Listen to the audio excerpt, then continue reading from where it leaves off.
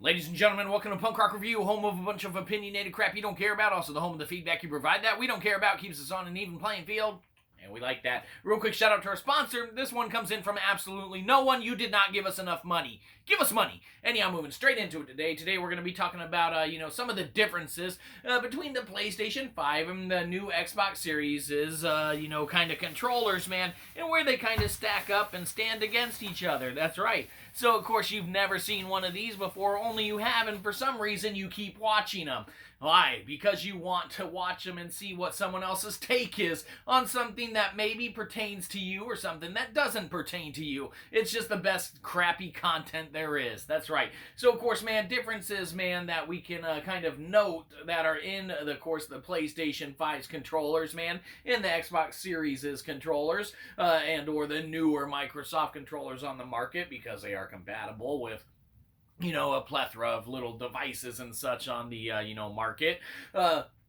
But what can be said about these ones? Well, man, first and foremost, you gotta notice the haptic feedback, man, while in use or whatever. And, man, Sony knocked it out of the park with that. And while Xbox has had stuff that's, pseudo-similar and everything like that in the past, as far as how their vibration schemes work, they just don't have the trigger aspect and whatnot to it.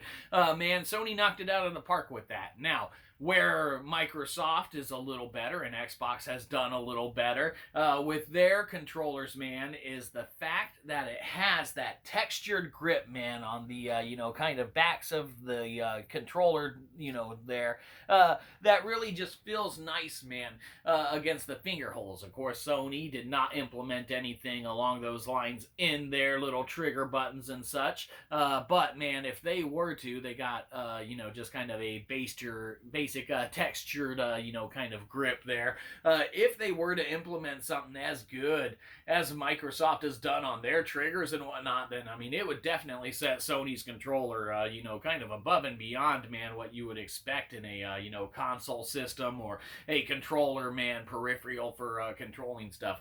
Now, of course, man, feel can go a long ways for folks and whatnot. You get used to kind of the feeling of a Microsoft or, an Xbox controller in your hands, and you get used to a Sony controller in your hands, then you might have an overall preference as far as any of that goes, man. As far as just how it feels in your hands. We don't, man. We're pretty adaptable, man, with controllers. We've used enough over the years, man, coming from little square, I guess if we're starting at the beginning, man, a square Atari joystick with a button, man, we started off on that. And of course, Nintendo, man, they're little long controllers that fucking dug into the sides of your hands, man, then they rounded them out. Super Nintendo, Sega Genesis, a little bigger, man, giant, kind of keypads for, your fighting games and whatnot. All sorts of peripherals, man. People that played that fucking Met game with that 40 button controller and shit, giant Met control station and everything. Every button did something. This shit's awesome. Man, we've had differences, so the shape of a controller doesn't necessarily affect us, man. We do prefer the Sony one kind of feeling in our hands at times, but we're not opposed to how Microsoft can kind of grow and feel in your hands as well. It's just a little more like your hands are in on themselves versus out. So definitely not anything a big a deal and whatnot. The biggest big a deal is going to be the textured kind of grips, man. Microsoft or Xbox, whatever.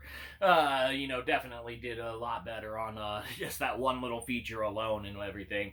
Man, both the rumble activities are, decent, man. Of course, Sony's controllers go a little above and beyond, too, with, that kind of dimension adding immersion and such with the audio that you can get coming through the controller and, just kind of coming out of the, little speaker on it and such. That's kind of its own thing, man. Now, another thing that needs to be talked about, man, is battery life. Obviously, the features that this one brings to the table, it kind of depletes it at a seemingly way faster rate, man. Then yes, these don't come with any batteries, but a battery pack charge or hell, even a pair of batteries seems to last substantially longer, man, as far as playtime. Probably like you're playing, low battery, you're playing, shuts off, you're playing, low battery, and then, you can play for a little bit more and stuff before that shuts off, but, man, you get seemingly a lot more time. Did we measure it and, put a timer out? No, we did not, because our takes on stuff is pretty right, so, either way, man, as far as, some differences, some sameness, man. They're both great controllers, man, and you can't go wrong with either of them, man. We enjoy them both. We enjoy them both at different times. We enjoy taking the, kind of Microsoft and Xbox controllers, man, on the road with us as far as for, laptop gaming play or PC play, I guess you could say. But, it doesn't matter, whatever. Both great controllers, man. They both do great stuff and have, greatness to them. A couple little lacking features here and there. But, it is what it is. You can have fun with whatever you have fun with. Or not. We don't care.